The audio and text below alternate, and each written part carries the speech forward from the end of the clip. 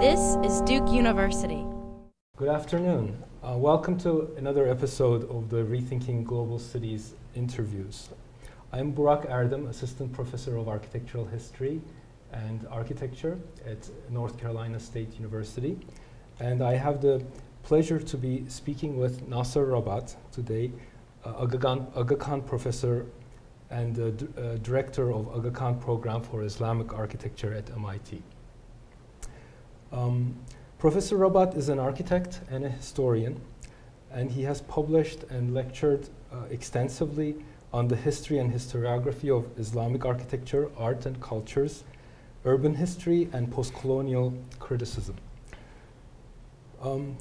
He has publications, there are too many to count, but his most recent book, entitled Mamluk History Through Architecture, Building, Culture, and Politics in Mamluk, Egypt, and Syria, which was published in 2010, provides a wonderful social and political history of the city through the readings of the streets and the architecture of these two places. And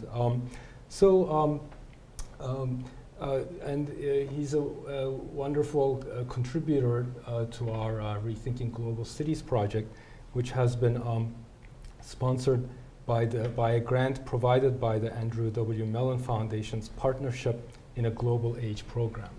Professor Rabbat,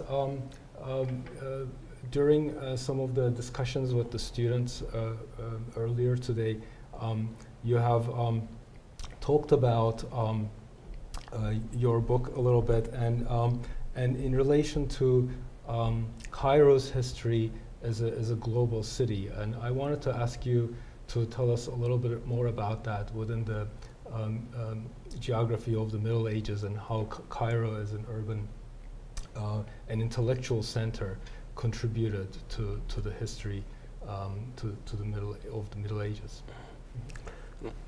Thank you, Burak.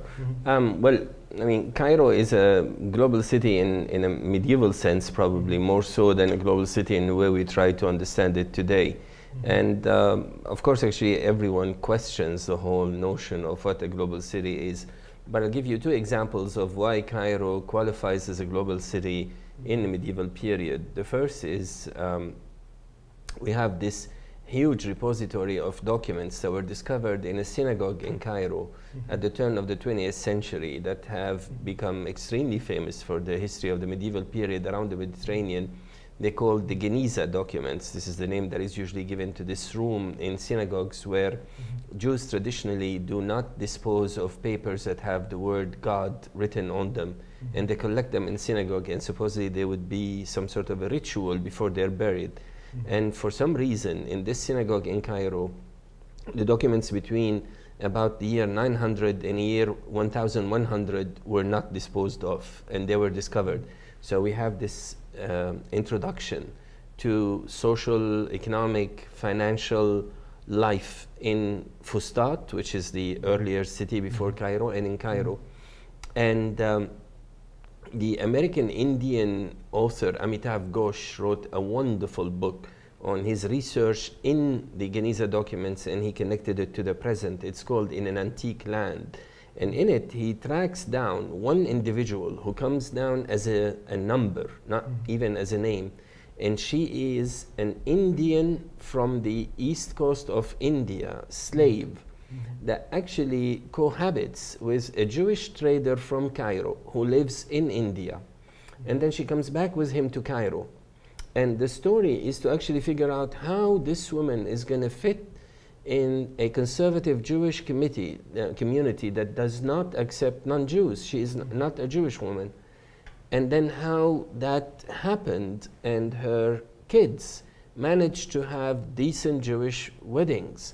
But what's interesting is that here we have a family where the husband marries his wife in India, brings her back to Cairo where his family trade is centered, and then he marries off his two kids, and his daughter marries a trader, a Jewish trader in Palermo in Sicily, and his son marries a Jewish trader in what is today Lebanon. I mean, the daughter of a Jewish trader in what is today Lebanon. So here you have sort of like a mini global family in the 10th century in Cairo, moving around and spreading. That's the kind of globalization that I'm thinking of. The second is the idea of education, Cairo being a center of education. And Cairo being really the premier center of education from about the 11th century to the 15th century in the Islamic world. It was the place where you went in order to get higher education. Cairo had probably around 150 famous madrasas built between around 1250 and 1500 that attracted hundreds of students from everywhere. And the story that would illustrate that is something that relates to the late Crusaders period, and that's when Emperor Frederick II of the Holy Roman Empire, who actually managed to get Jerusalem back to the Crusades from Al-Kamil, the Ayyubid Sultan of Egypt, in around 1220, sends him this challenge and says, can your scientists or your geometricians solve these riddles? Because my geometricians in Europe could not. And since we are in sort of like this competition between who's better, let me see if yours can be better than mine. So Al-Kamil sends the riddle to every geometrician in the empire and beyond. And we know some of the people that he sent a letter to. So he sent it to Palestine, he sent it to Mosul in Iraq, he sent it to different cities in Syria, he sent it to different cities in what is today Turkey and Central Anatolia, and of course in Egypt. Finally, it was resolved by someone called Ta'asif, who deserves to be studied a little bit more. He's probably a famous architect of his time because we know that he built fortifications in many cities. And he was living in Hama, working for the ruler of Hama in Syria at the time. But he's from the city of Ashmunin, which is in the delta in Egypt, and it's an ancient Egyptian city which no longer exists today as a city, but it was a center of learning in the second millennium and the first millennium BC. So you can imagine in here all of those traditions interacting in terms of relationship between different scientists. Ta'asif had studied in Mosul, worked in Hama, was born in Egypt, and resolved a riddle for the Sultan in Cairo that was sent back to Jerusalem to prove that ultimately the geometricians in the Islamic Empire are better the ones in the Holy Roman Empire. That's the kind of globalization that I actually would think Cairo benefited from or was on top of in the medieval period. Yes, absolutely. Yeah, so in terms of this development of the public sphere, your scholarship examines this both during the Middle Ages, but also you extend that expertise to being able to read the contemporary city as well. And I wanted you to talk a little bit about your methodology of reading both the exterior spaces of the city, the streets and the maidans or the squares, as well as the monuments themselves, paying attention to both the space as a monument, but then the object as a very symbolic contributor to the making of that space. Would you like to talk a little bit about that? Well, I mean, I take history very seriously, and I am very much interested in understanding social history and intellectual history through the understanding of the working of architecture within the urban environment, and the role of architecture in shaping not just the form of the city, the looks of the city, but also the functioning of the city. And I like to always present architecture as a document or a set of documents for the better understanding of histories that about which we know usually not enough to be able to construct a full narrative. So in order to construct, for example, the intellectual history of any part of the Mediterranean world or the Islamic world in the medieval period, we cannot do it without reading in the architecture indices about that intellectual history. Sizes of rooms, relationship of the institution of learning to the street, relationship of different institutions of learning in the urban fabric to each other. How did you move from one to the other? What kind of spaces were used for what kind of functions inside?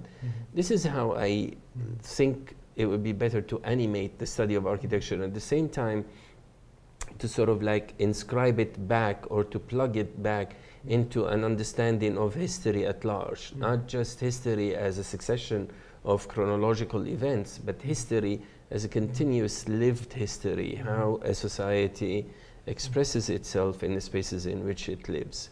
And for that reason, I actually don't think that I look at monuments or at buildings separately from looking at the spaces of those buildings or the spaces within which these buildings are planted. So to me, moving from the notion of space to the notion of building is always in the service of a nicer story. I am a storyteller, and I like to tell a nice story. Thank you. I think lastly, in the last 3 or 4 minutes that we have, in terms of the importance of the social and political history of the region and the cities that you have looked at, I know that your personal in terms of the context that you grew up in, that has influenced your thinking and your experiences of the region. And could you tell us a little bit about the political context you grew up in? Sure. Well, up until about 20 years ago, I took myself very seriously as a scholar, as someone who works in sort of like history in the past, and that this has very little impact on what's going on today. But then as a historian and as someone who is very much involved in critique of methods and in the critique of the way stories are being told, I started being interested in contemporary issues. And in 1998, I was lucky enough to be offered to write a bi-weekly article for the most widely read newspaper in the Arab world, Al Hayat. And I accepted the offer. And for the next 2 years, I was writing a cultural essay of sorts every 2 weeks for Al Hayat, in which I reviewed everything and I spoke about whatever came to my mind, and I had carte blanche to write about whatever I want to do. So I started taking my role as some sort of a public intellectual very seriously, and I widened my scope of writing for different publications and not necessarily scholarly writing, and in different languages and addressing different audiences. And with the beginning of the revolutions of the Arab Spring, I, like many Arabs, was totally taken by the euphoria of that burst of years or decades of suppression and the way people came out to express their desire for freedom. So I started writing articles on political issues, but mostly on the ethics of politics or the lack thereof, and mostly on the ethics of the revolution. And I am still writing for the same paper. Almost every 2 weeks I have another article that of course now have been tinged by the kind of pessimism that has taken over with the disintegration of the Arab Spring into either a return of the grip of military authoritarian regimes or the total disintegration of the states and the cities into warring zones between different fundamentalist groups and not so fundamentalist groups.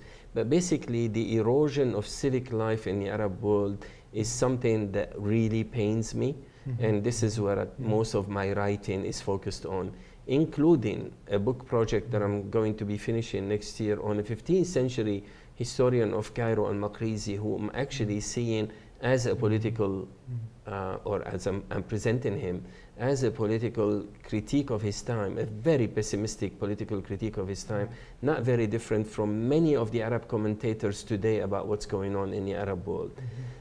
So to me, that has become really part of my mission as a scholar, even though it stems from first my euphoria about how the possible future of the Arab world might change with the revolutions, and then the gloom that settles after that when you start realizing that everything is disintegrating.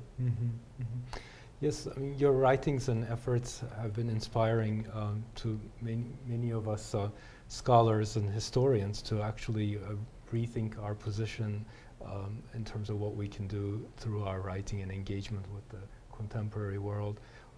Thank you again for your comments on these ideas, and And we look forward to your lecture this evening. Thank you. Very much. Thank you. Mhm.